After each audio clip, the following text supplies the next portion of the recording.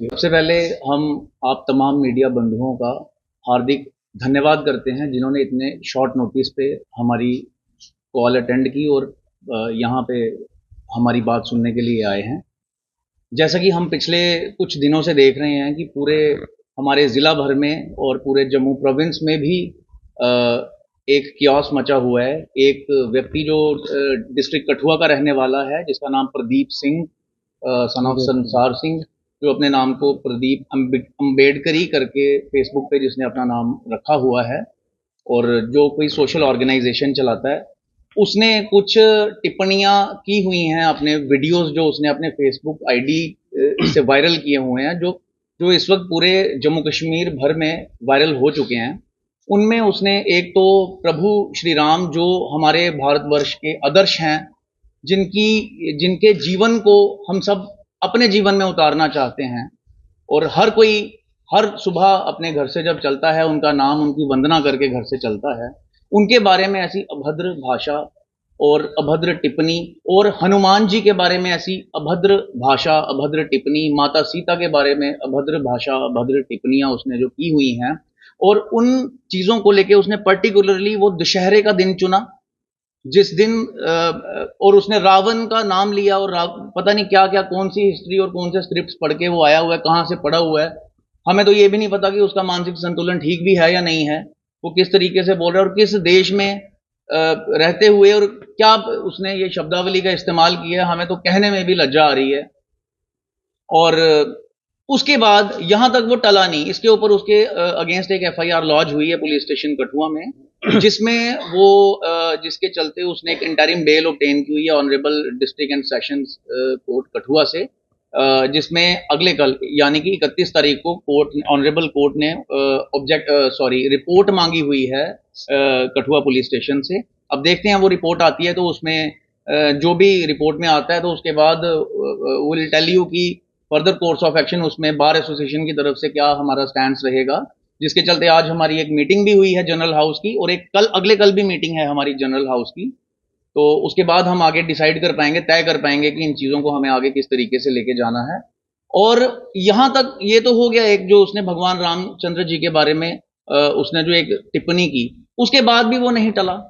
फिर करवा चौथ का दिन उसने एक और चूज किया, जो हमारा हिंदुओं का एक त्योहार है, जिसमें हमारी महिलाएं, हमारी माताएं, बहनें, हमारी किसी की पत्नियां, उनकी आस्था जुड़ी हुई है इस त्योहार के साथ, जो व्रत करती हैं अपने पति की लंबी आयु का।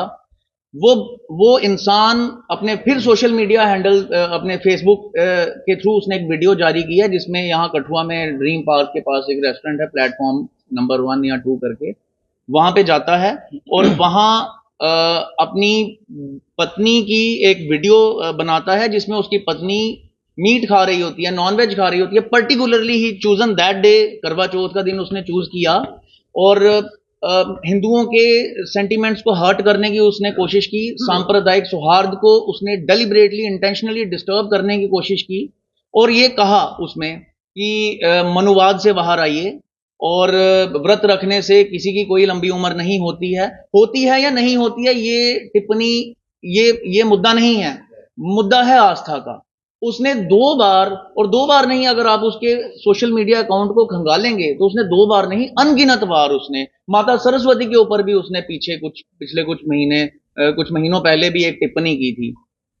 ये आदमी दिन बे दिन बद से बदतर होता जा रहा है, इस पे कोई नकेल नहीं कसी जा रही है। इसके पीछे कौन सी ऐसी ताकत है जिसे बिल्कुल भी डर नहीं है, जो पुलिस से भाग चुका है, जिला प्रशासन से उसको डर नहीं है, जो लगातार इस तरह से सिर्फ हिंदुओं को ही टारगेट कर रहा है और किसी कम्युनिटी को नहीं, सिर्फ हिंदुओं को ही टारगेट करने के लिए सामने आ रहा है? देखिए, जरूर इसके पीछे कुछ ऐसी एंटी सोशल कुछ ऑर्गेनाइजेशंस हैं जो काम कर रही हैं। आप उसका फेसबुक अकाउंट खोलेंगे तो उसके 6000 से ज्यादा उसके फॉलोअर्स हैं। अब 6000, वो इतना कोई सेलिब्रिटी तो है नहीं जिसके इतने ज्यादा फॉलोअर्स होंगे, या इतना कोई सोशल रिफॉर्मर तो है नहीं जिसके इतने फॉलोअर्स होंगे। अब वो कौन लोग हैं जो उसको फॉलो करते हैं या जिनको वो फॉलो करता है, ये सारे मैटर ऑफ इन्वेस्टिगेशन है। हम चाहते हैं कठुआ पुलिस से, ऑनरेबल हमारी जो एसएसपी हैं शर्मा जी, मोहिता शर्मा जी, उनसे हम चाहते हैं, एसएचओ साहब से चाहते हैं कि इसकी कीनली एक इसकी एक डिटेल्ड इन्वेस्टिगेशन की जाए और जो इसके पीछे की ताकतें हैं उनका भी पर्दाफाश होना चाहिए। और दूसरी चीज, जो वो वीडियो जब वो एक चलती बस में उसने वीडियो बनाई हुई है, कोई तो है जो उस वीडियो को शूट कर रहा है, वो भी बराबर का भागीदार है। और जो लोग उसको सुन रहे हैं या उसको फॉलो कर रहे हैं, उन लोगों को भी एक बतौर गवाह या शक की निगाह में ये मैटर ऑफ इन्वेस्टिगेशन है। इसकी डिटेल्ड एक इन्वेस्टिगेशन होनी क्या चाहिए। देखें, मीडिया ने एक अच्छा काम किया है, मीडिया ने ही मीडिया पर सवाल उठाए, मीडिया ने ही मीडिया मीडिया ना होती तो ना जाने ये आदमी कहां से कहां तक चला जाता। मीडिया ने ही इस चीज को उजागर किया है, मीडिया ने ही इस वीडियो को वायरल किया है, जो जगह जगह कोने कोने तक ये वीडियो पहुंच पाई है। और हम मीडिया के ही माध्यम से ये आग्रह करते हैं समाज के सब विभिन्न वर्गों का कि कहीं पे भी इस तरीके के जो शरारती अंसर अगर कोई ऐसी वीडियोस या ऐसी कोई हेटेड स्पीचेस कोई देते हैं, इमीडिएटली पुलिस, जो नियरेस्ट पुलिस स्टेशन हैं, उनको इन्फॉर्म करें, उनको बताएं या कोर्ट में आए, हम लोगों को बताएं या नियरेस्ट अपनी किसी कोर्ट्स में जाके बताएं, उनके खिलाफ कंप्लेंट दर्ज करवाएं, कानून अपने हाथ में ना लें और सांप्रदायिक जो सौहार्द है, जो भाईचारा है, उसको बना के रखें। ऐसे शरारती अंसर हर तरफ हैं, इस तरफ भी हैं, उस तरफ भी हैं। हम देख रहे हैं लगातार सोशल मीडिया पे कुछ लोग जो हैं वो बाबा साहेब भीम अंबेडकर जी को भी कुछ अनाप शनाप बके जा रहे हैं। उनको भी हम ये चेताना चाहते हैं कि आपको समझ होनी चाहिए कि जिस संविधान के तहत ये देश चल रहा है, वो संविधान को बनाने, वो उसके सूत्रधार हैं, उस संविधान को बनाने में उनकी सबसे अहम भूमिका है। अभी कुछ चंद दिनों पहले बनी में भी एक इंसिडेंट हुआ जिसमें उनकी प्रतिमा की, उनकी गर्दन को तोड़ दिया गया। ऐसे जो शरारती तत्व हैं, ये लोग आइडेंटिफाइड होने चाहिए। इनकी कोई जात धर्म नहीं होती है, इनका एक ही मकसद होता है, इन्होंने आपसी भाईचारे को तोड़ने का काम करना होता है, समाज में डिस्टर्बेंस क्रिएट करते हैं। अब देखते हैं आगे हमारी बार एसोसिएशन की कल जनरल। क्या लगता है कि सोशल मीडिया में वीडियो बनाकर जी हिंदू धर्म के खिलाफ वीडियो बनाकर और सोशल मीडिया में डालना, जी, क्या लगता है कि हिंदुओं को भड़काने की कोशिश कर रहा है? ये बिल्कुल हिंदुओं को भड़काने की ही कोशिश है, उनको नीचा दिखाने की कोशिश है और ये सस्ती राजनीति करके चंद लोगों की वाहवाही ये जो लूटने की कोशिश कर रहा है। अगर कल, अब हम देख रहे हैं लगातार मीडिया में और सोशल मीडिया में बड़े सारे लोग, बड़ी सारी ऑर्गेनाइजेशंस जो हैं वो इसको बार बार चेता रही हैं और ये टल नहीं रहा है। अगर इसने प्रभु रामचंद्र के बारे में अगर कुछ गलती से कह दिया होता तो इसने जानबूझ के किया है, डेलिबरेटली किया है। इसको चाहिए था, अगर इससे गलती से कोई शब्द निकल गए थे तो ये अपने शब्द वापस भी ले सकता था सोशल मीडिया का या मीडिया का इस्तेमाल करके, लेकिन इसने आज तक ऐसा कुछ नहीं किया है। उसके बाद इसने करवा चौथ का दिन चूज किया है, इस बात की क्या गारंटी है कि ये फ्यूचर में टले या ना टले। लिहाजा हम पुलिस से ये मांग करते हैं, बात सिर्फ ये 299 का पर्चा देने की नहीं है या 295 आईपीसी जो हुआ करती थी उसका पर्चा देने की नहीं, बात ये है कि इसके इस बयान से और ज्यादा क्या कुछ हो सकता है। पुलिस को, एडमिनिस्ट्रेशन को ये सारी चीजों को ध्यान में रख के ही सब कुछ करना होगा, अपनी कार्रवाई करनी होगी। बाकी बार एसोसिएशन कठुआ पीएसए की मांग करी है, जम्मू की जनता, सांबा की, कठुआ की। पीएसए लगने में कोई बार नहीं है और ऐसे ही लोगों के लिए तो ये कानून बनाया गया है। पीएसए जो पब्लिक में डिस्टर्बेंस क्रिएट कर रहे हैं, ऐसे ही लोगों के लिए तो पीएसए का कानून प्रावधान है।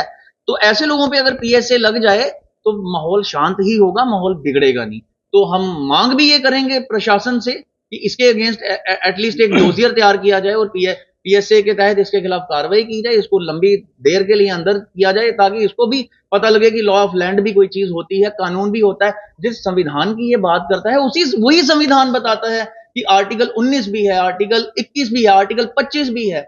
तो फिर freedom of speech and expression का मतलब तो ये तो नहीं है ना कि कोई भी कुछ भी अनाप शनाप बकवास करता जाए।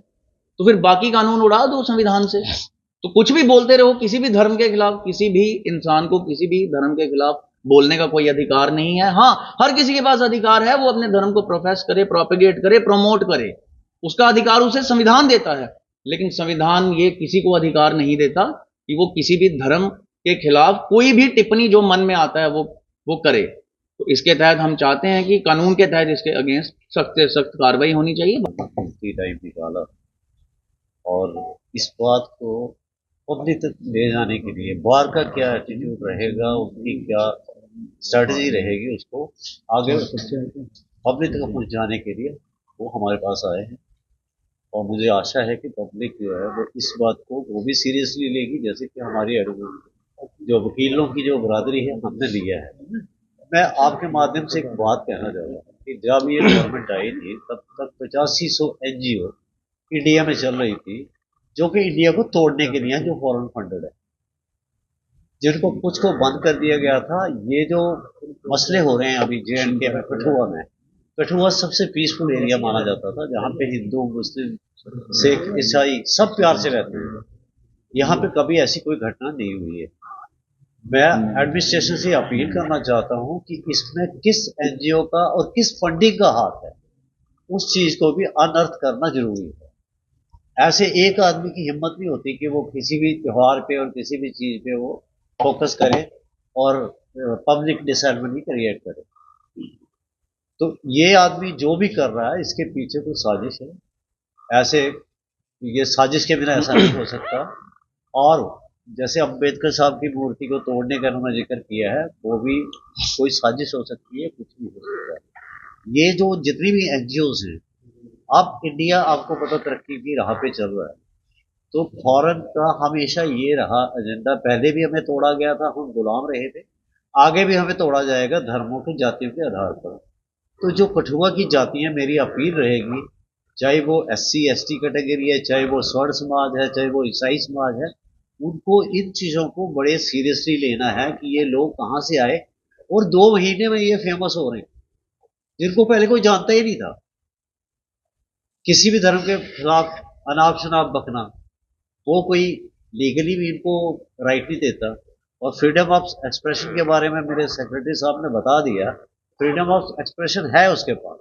वही वीडियो अपने कमरे में उसने बनाई होती और अपनी वाइफ के साथ ही शेयर की होती, तो उसको फर्क नहीं पड़ता उस तक की।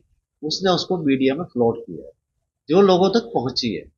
जब लोगों तक ये चीजें पहुंची हैं, चाहे राम भगवान थे, उनको राम भगवान के बारे में भी स्टडी करना चाहिए, अम्बेडकर साहब के बारे में भी स्टडी करना चाहिए। राम भगवान वो भगवान थे जिन्होंने सबरी के झूठे बैर खाए थे। उस टाइम उनको इस कास्ट में ड्रैग करना कि राम भगवान ये थे, सीता माता ये थी, तो ये सोची समझी चालें हैं। इनको हमें जो NGOs कुछ एंटी नेशन काम कर रही हैं, इनके बारे में इन लोगों की इन्वेस्टिगेशन जो है, मैं SSP साहब मोहिता शर्मा मैडम को भी रिक्वेस्ट करना चाहूँगा कि ऐसे मसले जो है उनको बड़ा सीरियसली डील करना चाहिए।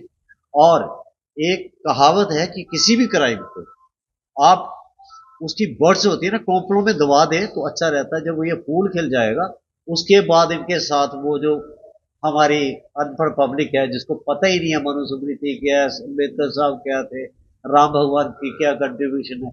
आज तक हमारे हिंदुस्तान में राम राज्य का कंसेप्ट है, महाभारत का कंसेप्ट किसी ने नहीं लिया, क्योंकि हम राम राज्य लाना चाहते हैं।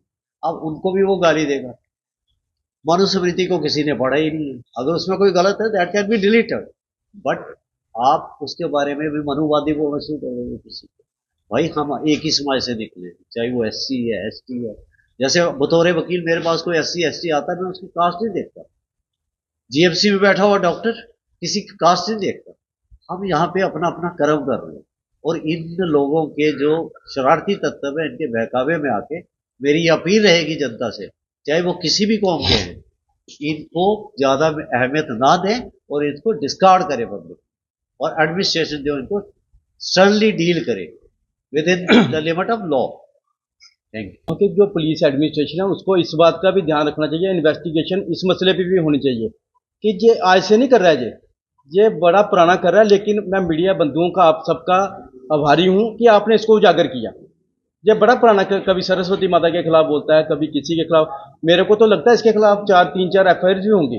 पुलिस इसको इन्वेस्टिगेशन करे प्रॉपरली, और इसको PSA का ग्राउंड तो बनेगा।